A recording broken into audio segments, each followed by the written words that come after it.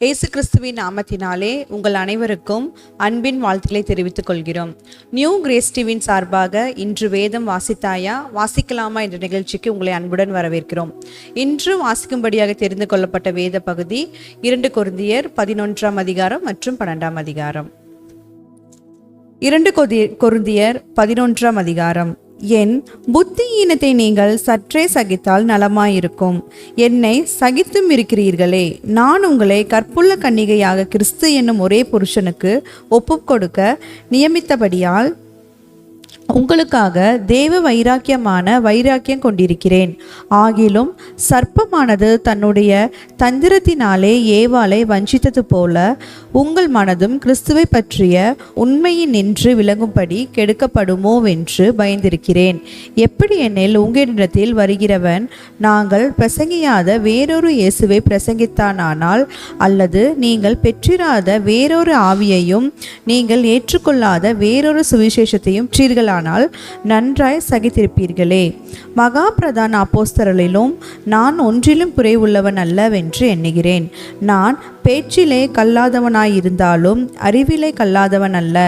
எந்த விஷயத்திலும் எல்லோருக்கும் முன்பாகவும் உங்களுக்குள்ளே நாங்கள் வெளிப்பட்டிருக்கிறோமே. நீங்கள் உயர்த்தும்படி நான் என்னைத்தானே தாழ்த்தி தேவனுடைய சுவிசேஷத்தை இலவசமாய் உங்களுக்கு பிரசங்கித்ததினாலே குற்றம் செய்தேனோ? உங்களுக்கு ஊழியம் செய்யும்படிக்கு மற்ற சபைகளிடத்தில் சம்பளத்தை பெற்று அவர்களை கொள்ளையிட்டேன். நான் உங்களோடிருந்து குறைவுபட்ட போதும் ஒருவரையும் நான் வருத்தப்படுத்தவில்லை. மக்கதோனியாவில் இருந்து வந்த சகோதரர் என் குறைவை நிறைவாக்கினார்கள். எவ்விதத்திலேயும் உங்களுக்கு பாரமாய் இராதபடிக்கு ஜாக்கிரதையாயிருந்தேன். இனிமேலும் ஜாக்கிரதையாய் இருப்பேன். ஆகாயா நாட்டின் திசைகளிலே இந்த புகழ்ச்சி என்னை விட்டு நீங்குவதில்லை என்று என்னிலுள்ள கிறிஸ்துவினுடைய சத்தியத்தை கொண்டு சொல்லுகிறேன். இப்படி சொல்ல வேண்டியதென்ன? நான் உங்களை சிநேகியாதபடியினாலேயோ தேவன் அறிவார்.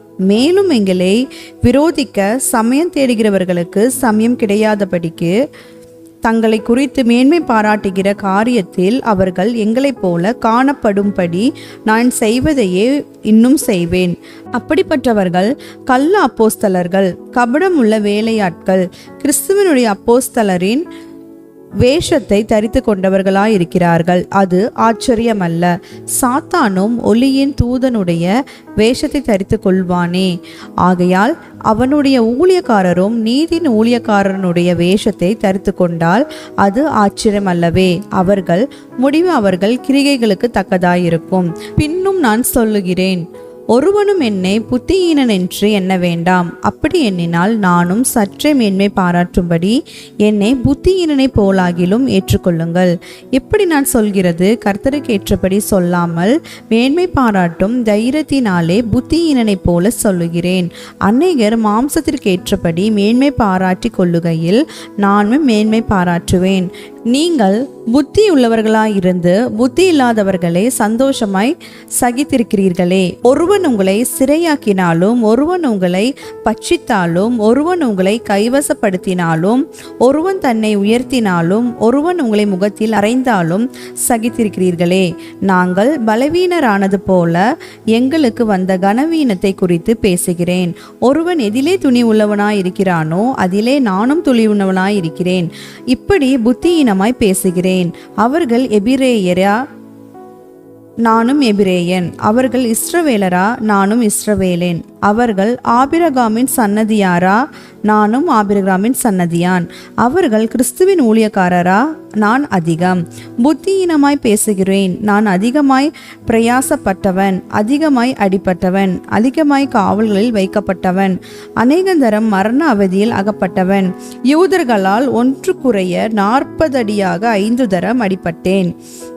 3 தரம் மிலாறுகளால் அடிபற்றேன். 1 தரம் கல்லெறியுண்டேன். 3 தரம் கற்பன் சேதத்தில் இருந்தேன். கடலிலே ஒரு ராப்பகல் முழுவதும் போக்கினேன். அநேக தரம் பிரயாணம் பண்ணினேன். ஆறுகளால் வந்த மோசங்களிலும், கல்லரால் வந்த மோசங்களிலும், என் சுய ஜனங்களால் வந்த மோசங்களிலும், அந்நிய ஜனங்களால் வந்த மோசங்களிலும், பட்டணங்களில் உண்டான மோசங்களிலும், வனாந்தரத்தில் உண்டான மோசங்களிலும், சமுத்திரத்தில் உண்டான மோசங்களிலும், கள்ள சகோதரிடத்தில் உண்டான மோசங்களிலும் பிரயாசத்திலும் வருத்தத்திலும் அநேக முறை கண்விழிப்புகளிலும் பசியிலும் தாகத்திலும் அநேக முறை உபவாசங்களிலும் குளிரிலும் நிர்வாணத்திலும் இருந்தேன். இவை முதலானவைகளை அல்லாமல் எல்லா சபைகளை குறித்தும் உண்டாயிருக்கிற கவலை என்னை நாள்தோறும் நெருக்குகிறது. ஒருவன் பலவீனனானால் நானும் பலவீனனாய் இருக்கிறதில்லையோ? ஒருவன் இடறினால் என் மனம் எரியாதிருக்குமோ? நான் மேன்மை பாராட்ட வேண்டுமானால் என் பலவீனத்திற்கு அடுத்தவைகளை குறித்து மேன்மை பாராட்டுவேன். என்றென்றைக்கும் ஸ்தோத்திரிக்கப்பட்ட தேவனும் நம்முடைய கர்த்தராகிய இயேசு கிறிஸ்துவின் பிதாவுமானவர் நான் பொய் சொல்லுகிறதில்லை என்று அறிவார். தமஸ்கு பட்டணத்துக்கு அரைத்தா ராஜாவினுடைய சேனை தலைவன் என்னை பிடிக்க வேண்டும் என்று தமஸ்கருடைய பட்டணத்தை காவல் வைத்து காத்தான். அப்பொழுது நான் கூடையிலே வைக்கப்பட்டு ஜன்னலிலிருந்து மதில் வழியாய் இறக்கி விடப்பட்டு அவருடைய கைக்கு தப்பினேன். 2 கொரிந்தியர் 12ஆம் அதிகாரம். மேன்மை பாராட்டுகிறது எனக்கு தகுதியல்லவே, ஆகிலும் கர்த்தர் அருளிய தரிசனங்களையும் வெளிப்படுத்தல்களையும் சொல்லுகிறேன். கிறிஸ்துவுக்குள்ளான ஒரு மனுஷனை அறிவேன். அவன் 14 வருஷத்திற்கு முன்னே 3ஆம் வானம் வரைக்கும் எடுக்கப்பட்டான். அவன் சரீரத்தில் இருந்தானோ சரீரத்திற்கு புறம்பெயர்ந்தானோ அதை அறியேன், தேவன் அறிவார்.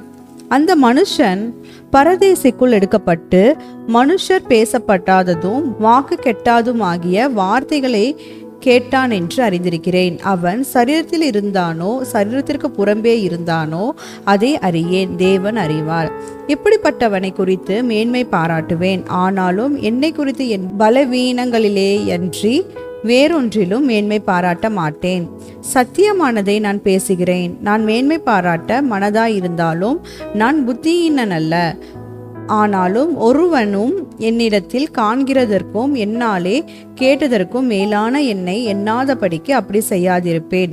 அன்றியும் எனக்கு வெளிப்படுத்தப்பட்டவைகளுக்குரிய மேன்மையின் நிமித்தம் நான் என்னை உயர்த்தாதபடிக்கு என் மாம்சத்திலே ஒரு முள் கொடுக்கப்பட்டிருக்கிறது.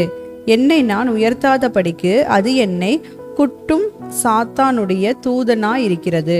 அது என்னை விட்டு நீங்கும் படிக்கு நான் 3 தரம் கர்த்தரிடத்தில் வேண்டிக் கொண்டேன். அதற்கு அவர், என் கிருபை உனக்கு போதும், பலவீனத்திலே என் பலம் பூர்ணமாய் விளங்கும் என்றார். ஆகையால் கிறிஸ்துவின் வல்லமை என் மேல் தங்கும்படி என் பலவீனங்களை குறித்து நான் மிகவும் சந்தோஷமாய் மேன்மை பாராட்டுவேன். அந்தபடி நான் பலவீனமாய் இருக்கும் போதே பலமுள்ளவனாய் இருக்கிறேன். ஆகையால் கிறிஸ்துவின் நிமித்தம் எனக்கு வரும் பலவீனங்களிலும் நிந்தைகளிலும் நெருக்கங்களிலும் துன்பங்களிலும் இடுக்கண்களிலும் நான் பிரியப்படுகிறேன். மேன்மை பாராட்டி புத்தியீனனாயினேன். நீங்களே இதற்கு என்னை பலவந்தப்படுத்தினீர்கள். நான் ஒன்றுமில்லை என்றாலும் மகா பிரதான அப்போஸ்தலருக்கும் நான் எவ்வளவும் குறைந்தவனாயிராதபடியால் உங்களாலே மெச்சிக்கொள்ளப்பட வேண்டியதாய் இருந்ததே. அப்போஸ்தலனுக்குரிய அடையாளங்கள் எல்லாவிதமான பொறுமையோடும் அதிசயங்களோடும் அற்புதங்களோடும் வல்லமைகளோடும் உங்களுக்குள்ளே நடப்பிக்கப்பட்டதே. எதிலே மற்ற சபைகளுக்கு குறைவாயிருந்தீர்கள். நான் உங்களை வருத்தப்படுத்தாதிருந்ததே உங்களுக்கு குறைவு. இந்த அநியாயத்தை எனக்கு மன்னியுங்கள். இதோ உங்களிடத்திற்கு 3ஆம் தரம் வர ஆயத்தமாயிருக்கிறேன். நான் உங்களை வருத்தப்படுத்துவதில்லை. நான் உங்களுடையதல்ல, உங்களையே தேடுகிறேன். பெற்றாருக்கு பிள்ளைகள் அல்ல, பிள்ளைகளுக்கு பெற்றார்களே பொக்கிஷங்களை சேர்த்து வைக்க வேண்டும். ஆதலால் நான் உங்களில் எவ்வளவு அதிகமாய் அன்பு கூறுகிறேனோ அவ்வளவு குறைவாய் உங்களால் அன்பு கூறப்பட்டிருந்தாலும் மிகவும் சந்தோஷமாய் நான் உங்கள் ஆத்துமாக்களுக்காக செலவு பண்ணப்படவும் விரும்புகிறேன். அப்படியாகட்டும். நான் உங்களுக்கு பாரமாய் இருக்கவில்லை, ஆனாலும் உபாயம் உள்ளவனாயிருந்து தந்திரத்தினாலே உங்களை பிடித்தேனாம். நான் உங்களிடத்திற்கு அனுப்பினவர்களில் எவன் மூலமாயாவது உங்களிடத்தில் பொலிவை தேடினதுண்டா? தீத்து உங்களிடத்தில் வரும்படி நான் அவனை கேட்டுக்கொண்டு அவனுடனே கூட ஒரு சகோதரனை அனுப்பினேன். தீத்து உங்களிடத்தில் ஏதாவது பொலிவை தேடினானா? நாங்கள் ஒரே ஆவியை உடையவர்களாய் ஒரே அடிசுவடுகளில் நடந்தோம் அல்லவா? நாங்கள் யோக்கியர்கள் என்று விளங்கும்படி உங்களிடத்தில் பேசுகிறோம் என்று எண்ணுகிறீர்களோ?